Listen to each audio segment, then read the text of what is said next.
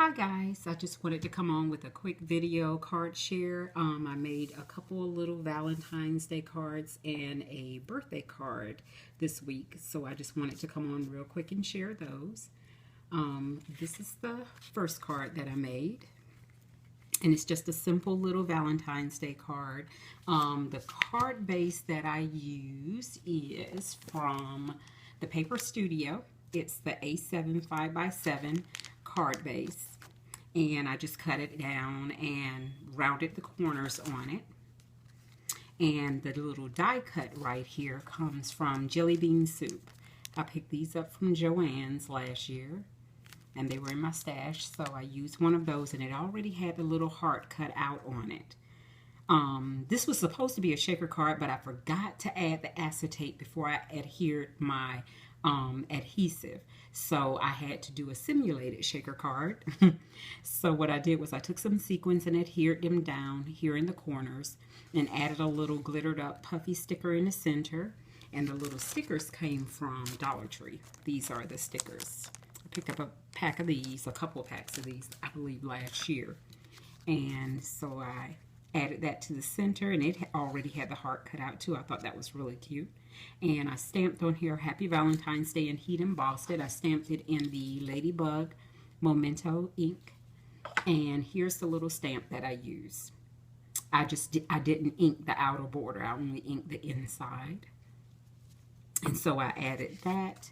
And on the inside, I added some paper from, let's see, it is a Can Company. It's an old collection by Brenda Walton, and it's called Sweet Talk, and it's real pretty.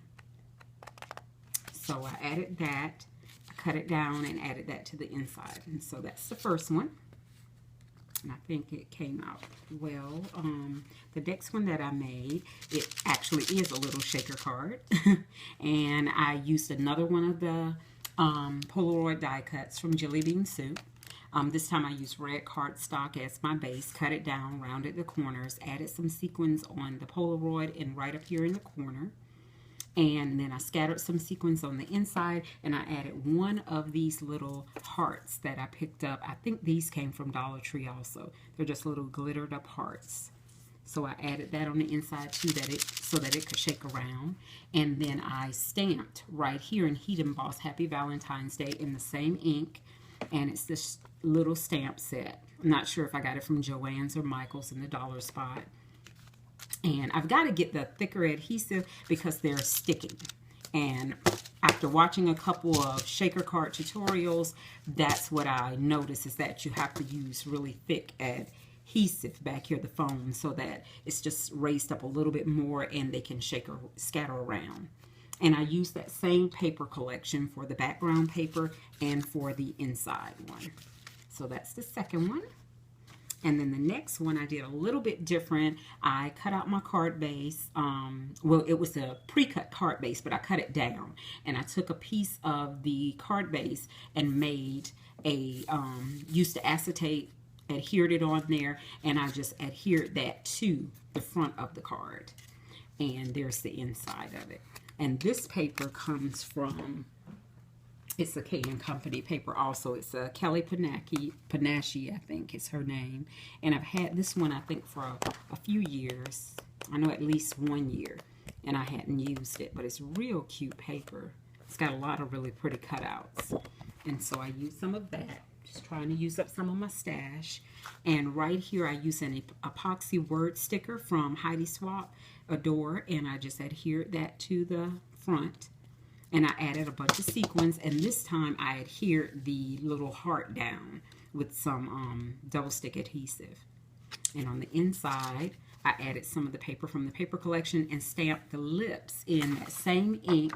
And that stamp comes from, I got it from Joann's last year. It's this one right here.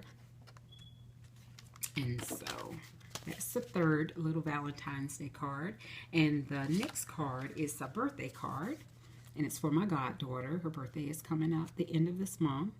And I used the same cardstock base from Paper Studio. And this one is called Bright Pink. It's a really pretty pink.